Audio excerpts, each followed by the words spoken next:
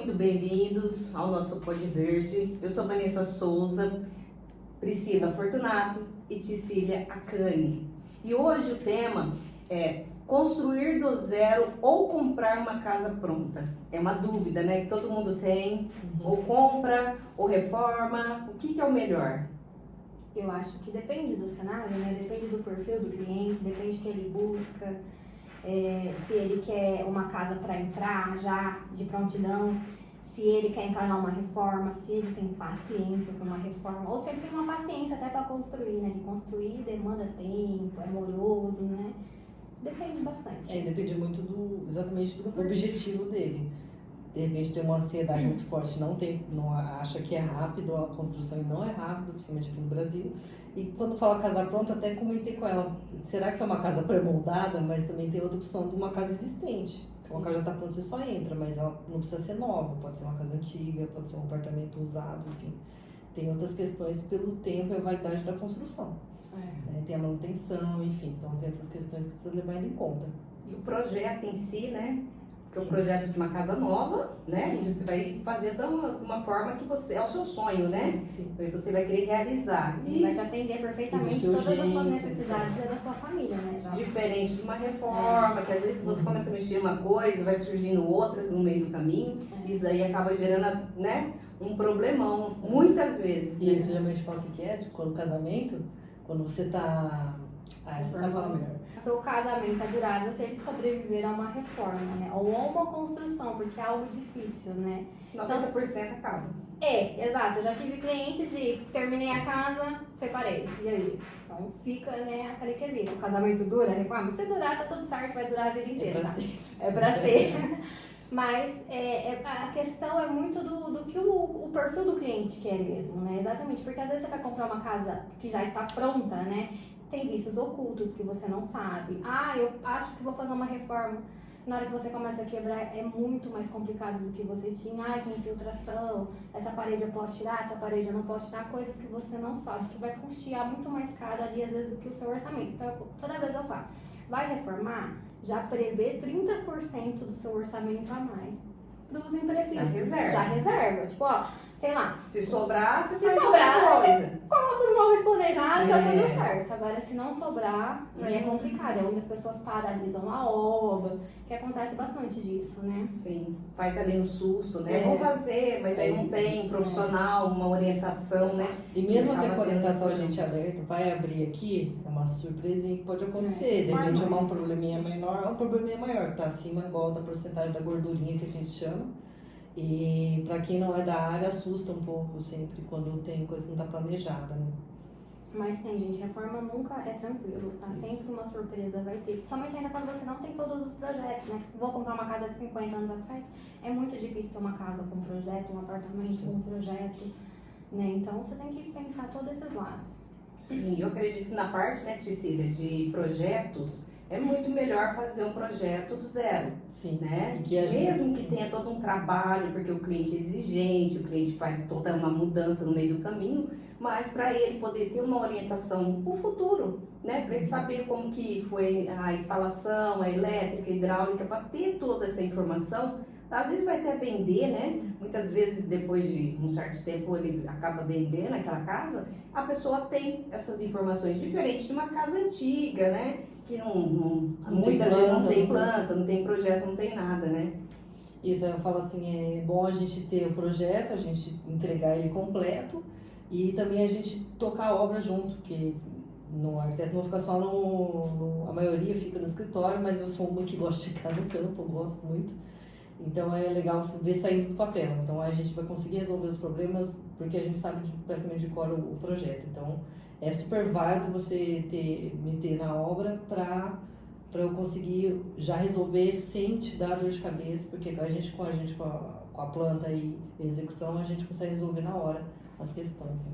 Sim. E para construir é um bom profissional, né, Priscila? Exato. Porque tendo uma empresa que vai estar auxiliando, dando toda essa orientação é fundamental. Mas para construir mesmo, ter uma empresa que vai entregar o resultado. Sim, exatamente. Mesmo porque você vai mexer com toda a parte burocrática, burocrática, que são as licenças, alvarás, tudo, antes de você iniciar a obra. Então você precisa ter alguém especializado que faça essa parte para você. Então, assim, por mais que eu tenha Isso é importante, porque muitas pessoas não sabem, né? Por mais que eu tenha um pedreiro, eu preciso de pelo menos um arquiteto para fazer meu projeto, dar entrada na prefeitura, aprovar. Porque o que acontece? A prefeitura pode chegar e paralisar sua obra e te multar porque você não tem um responsável técnico ou porque o seu projeto não está aprovado. É bem difícil isso acontecer, não é raro, geralmente acontece muito quando é denúncia, mas pode acontecer. Então é melhor prevenir do que remediar e sua obra ser embargada, né? Sim, por isso que a contratação de uma empresa especializada, correta, né? É importante na hora de você fazer uma reforma ou construir, né? Muita agora, por causa de financiamento, né? Que tá ajudando muito o brasileiro, né? E é muito importante contratar, porque você pega uma empresa que não te atende, que vai prometer mundos e fundos, né? E acaba deixando você aí com um prejuízo muitas vezes, né? E às vezes não sabe o que está fazendo, às vezes orça errado, às vezes custeia a obra errada, às vezes gasta muito mais material do que necessário. Então eu acredito que o acompanhamento de um profissional qualificado diminui muito. Sim, até material com qualidade, fazer tudo o seu de garantia, de um monte de perrengues que você evita. É importante exigir a documentação das empresas, né? Para saber com quem que você está ali trabalhando, né? Se ela vai prestar um serviço no mercado, se ela realmente sabe o que ela está fazendo, que ela vai chegar no final e te entregar a chave, é bem importante. E numa casa pronta, qual que é o ponto assim, principal? Tem que fazer uma vistoria antes, levar uma pessoa técnica para entender, para avaliar, né? Porque às vezes, eu vou lá ver uma casa.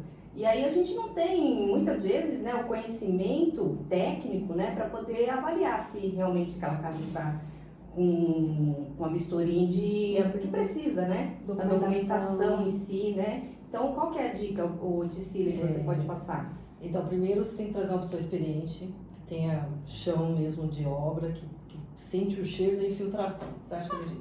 O fio desencapado, se a tomada está funcionando, e temos, né? Temos grandes pessoas que nasceram desde 14 anos até os 50 tá na obra, né? E ele é igual um carro, você vai ver um carro usado, uma casa que já foi usada, né? Mas ele tem expertise para falar onde é que é o calcanhar ali, pra gente ou fechar negócio, ou fazer uma reforma, ou ver de outra forma outra solução ali que não prejudica a estrutura, e tem energia civil estrutural, então tem todo esse respaldo. Tanto é que teve um caso ali no Nordeste que caiu um prédio, porque o cara reformou, tirou o pilar ali do prédio, não tinha responsável, até caiu o prédio inteiro.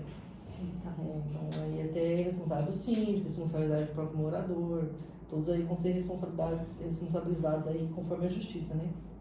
Mas daí é uma outra importância, ter a experiência na hora da reforma de uma casa existente, e segundo, ter o profissional que vai resolver o problema da casa existente também, tem que ter uma pessoa gabaritada para isso. E é bom analisar a redondeza, né? Onde você está comprando, o que tem em volta, mercado, né? Até pelo potencial de valorização, né? Eu sempre falo, você tem que ou comprar ou construir pensando, se eu precisar vender essa casa, ela vai ser vendida rápido?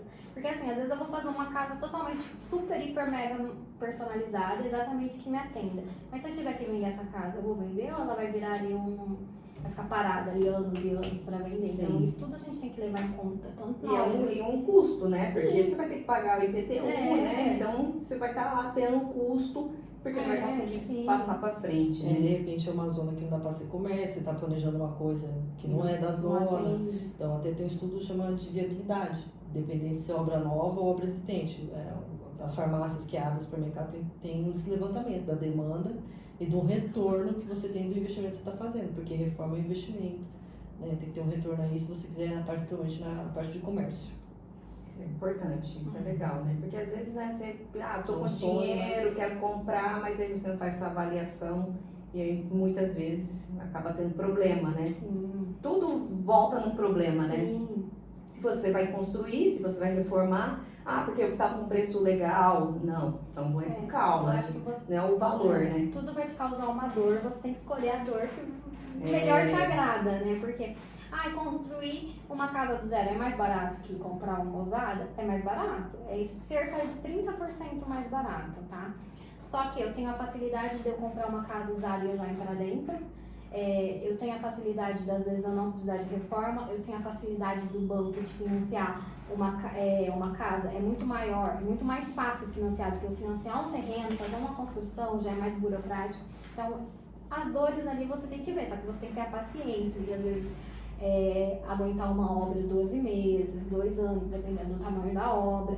Você vai ter paciência, você vai ter o valor total do orçamento da obra. Basicamente é isso. As duas questões sobre sustentabilidade. Numa obra nova, você tem todo o balanço energético, tanto do material mais que foi produzido com menos energia, como para a redução da energia no uso da casa, que é tanto no uso de energia geral, ar-condicionado, chuveiro principalmente, que é o que mais suga, ferro de passar, aquecedor, aí se substitui por aquecedor solar, são os boilers, que geralmente usam a piscina, e placa solar que economiza no uso em geral das tomadas, enfim, da energia elétrica dentro da casa. Nas obras existentes também dá para fazer o que a gente chama de retrofit, então você também adequa para ter menos insolação, para não usar muito ar-condicionado, para adaptar a parte do banheiro também, de repente você economiza no chuveiro ali, usando uma outra coisa. Dá para fazer instalações offshore, também off-site, né, que fica fora da rede do CPFL, que você coloca a bateria, então você não fica mais pagando conta de luz. Você fica totalmente fora da rede da concessionária. Esse é um tema que é pouco falado, né? Sim. A não ser por causa agora dos carros elétricos, né? Sim. Mas ainda parece tá caro, né? Tem um outro assunto também que o cara não está popular. Está acessível, né? Isso porque os carros eles estão Imagina sendo bem desvalorizados na hora de venda, né? Já é diferente de uma casa, né? Uma casa nunca é muito difícil uma casa desvalorizar. Se você cuidar dela, fazer as manutenções certinha, é muito difícil, né? Ela desvalorizar. Sempre foi, e acho que ainda vai continuar sendo no Brasil, uma poupança que sempre vai ser valorizada. Somente agora, né? Por conta do governo, as pessoas estão com medo de investir. E tem muita procura de pessoas para fazer casa para venda, né? Até para você guardar o seu dinheiro, né? Ter certeza de que ele não vai se perder, né? Sim. Mesmo com todos esses prós e contras que existem, né? O importante é que esse movimento está chegando para poder mudar a ideia das pessoas com relação à energia limpa, né? Então, isso aí vai ajudar muito, porque conforme vai chegando a informação, as pessoas vão entendendo, vão buscando ter, né? Porque hoje o custo é um pouco mais alto para poder ter, para poder comprar um carro, um veículo assim. Mas, tendo em casa uma energia solar, isso sim vai ajudar a melhorar o ambiente, né? Porque lá na frente, como você disse, a bateria vai ser feito o que com ela? Mas alguém vai pensar lá na frente o que fazer. Né? Vai voltar para a fábrica, vai fazer de novo, vai usar a mesma. Algum fim isso daí vai ter, né? Porque a tecnologia está aí hoje para isso, né? Mas buscando ter uma qualidade, fontes renováveis, energia de fontes convencionais. Que eu acho que precisa entrar no entendimento das pessoas para poder quebrar, né? Porque existe um preconceito nisso. Né? É muito falado, né? Tudo que não é muito falado assim, vira tabu, né? Ainda o brasileiro não pensa em médio e longo prazo. Você vai investir, vai ter um dinheiro na placa solar inversor, tal, tem burocracia também da parte de regularização. Porém, ele se paga em poucos meses. 5 anos, né? No grosso, assim, que você investiu, já tem um retorninho ali, em alguns meses já tem um retorno positivo. Mas a longo prazo, médio e longo prazo, que são média 5 anos, você tem esse retorno do que você investiu. Isso o brasileiro não pensa, ele é imediatista. Né? Então ele acha que, nossa, você gastou muito e podia comprar um carro popular, é quase isso. Sabe? Mas a médio e longo prazo o cara já não paga mais nada, se preferir. Então o dinheiro que gasta isso é muito bom para a indústria, para comércio, que tem um gasto absurdo, principalmente com refrigeradores, que é um dos que mais puxa no comércio de energia, e indústria. Então, assim, tem os departamentos, eu sei que na IP, não estou patrocinados, mas ela tem um departamento de energia, como se fosse uma bolsa de valores energética. Pode ser um tema para outro podcast, que a gente pode aprofundar, mas que é bem legal. Então, você ganha dinheiro com a energia do excedente da sua energia. A casa também pode, mas aqui no Brasil a gente está engessado na concessionária. Na verdade você pode distribuir para 3 casas, né? Se eu não me engano, as 3 casas tem que estar no seu nome, mas você pode ser em qualquer lugar do Brasil e você pode distribuir ali para as 3 casas. Mas ainda assim está na concessionária, não é um dinheiro que vem, não é um crédito, para você, vamos dizer assim, que abate na conta lá do seu endereço, não sei onde.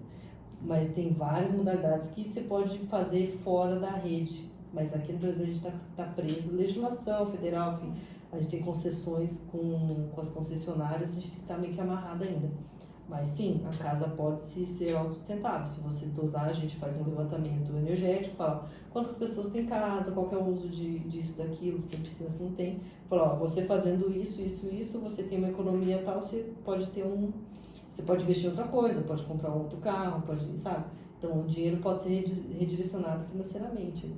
Sim, e a qualidade, né? Sim. Aproveitando, existe um perfil para comprar uma casa ou para reformar de uma pessoa, uma empresa? Existe um perfil ou não? Não, um perfil não. Eu acredito que é o que você precisa, qual é a sua necessidade mesmo. A necessidade é eu fazer uma casa adequada aos meus padrões, então construir. A minha necessidade é morar dentro porque eu não quero pagar um aluguel e construir.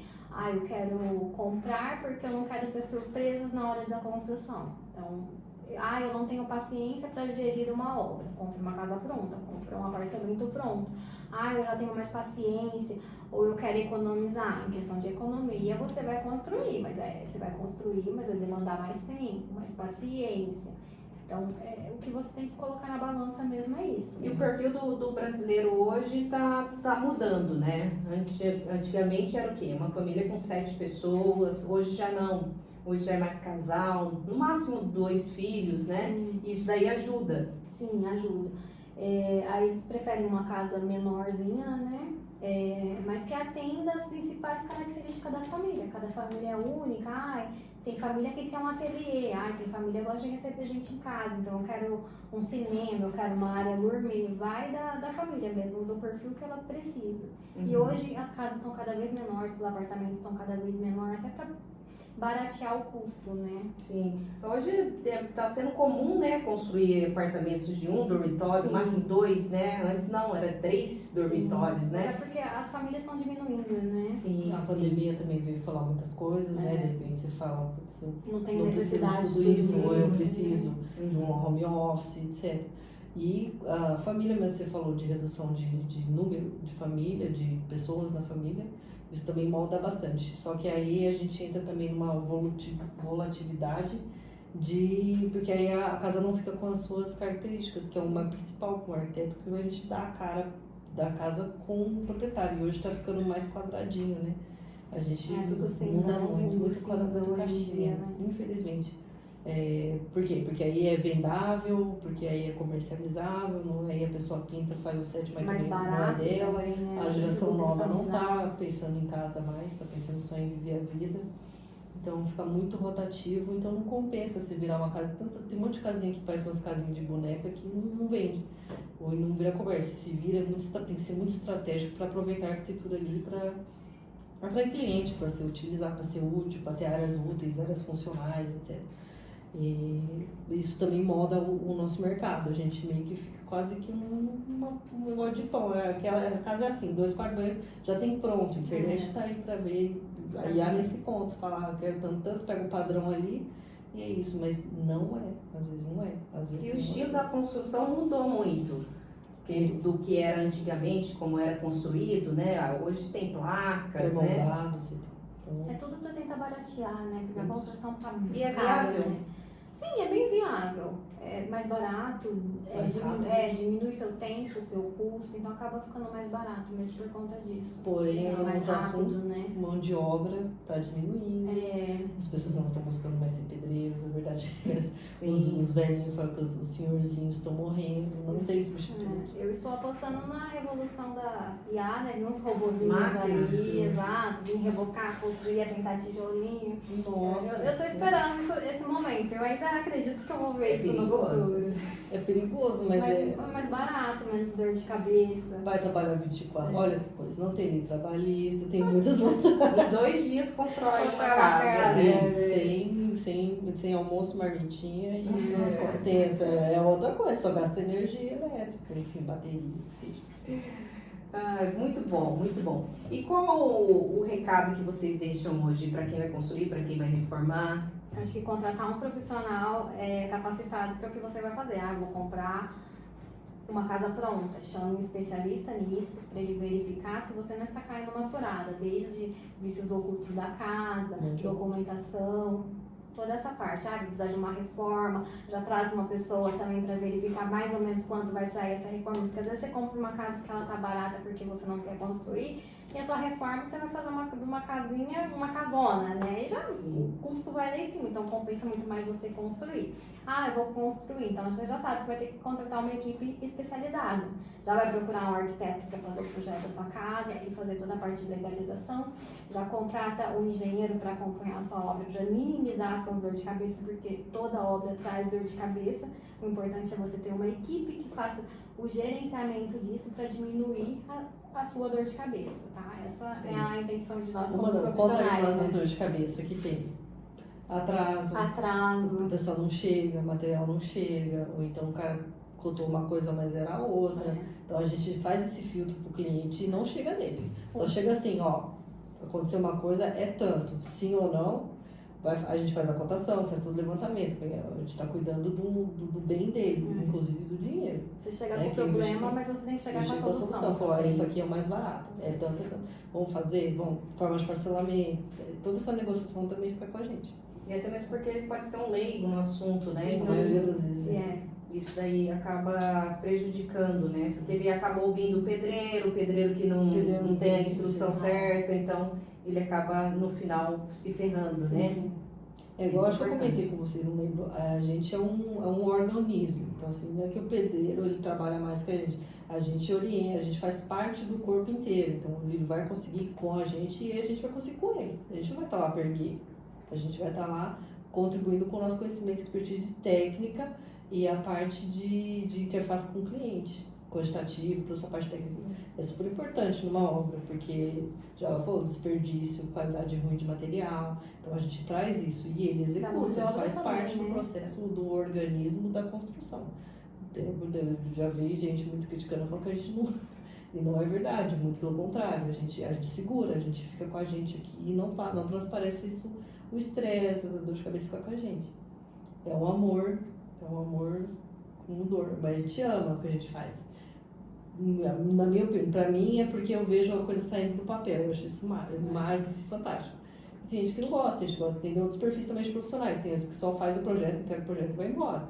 A gente não, a gente gosta, a gente faz e constrói pra você. Sente, né? Sente o cheiro do cimento, eu gosto muito disso. Você gosta da dificuldade da obra, A gente gosta, é um amor muito prazeroso dos dois sentidos. Eu costumo falar que quando a minha vida profissional tá calma, porque acontece, né? Altos e baixos, aí tá tranquilo, as obras tá tudo calminha, sem problema. Eu falo, ai, que coisa chata, gente, cadê o problema? Cadê o cliente me ligando agora pra dar um BO pra resolver? Porque a gente acostuma com isso, né? Ainda mais quando a gente é ligado a 220 A minutos só. correria, né? Fica aquele marasmo, assim, tudo calmo, as obras andando tranquilo, né? Que é ótimo isso, né? Mas pra gente profissional, a gente fala, ai, que triste, e assim, né? a gente foi treinado pra solucionar. Problema, então, né? Eu quero problemas pra solucionar, mas Se não tem, se não tem, sim, eu não quero tá sendo intermediar, útil, eu quero né? fazer, eu quero resolver. É bem legal. É adrenalina, é legal. Mas independente se é construir, se é reformar, é importante que o cliente ele seja atendido, que ele seja realizado, né? Que ele tenha um lugar para ele conviver, para ele ter um espaço que acolha ele, né? Então, independente de tudo, o bem-estar é em primeiro lugar, né? E a gente poderia ficar aqui conversando muito mais tempo, mas o nosso tempo é curto.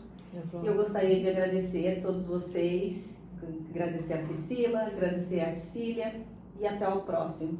Tchau. Ai, gente.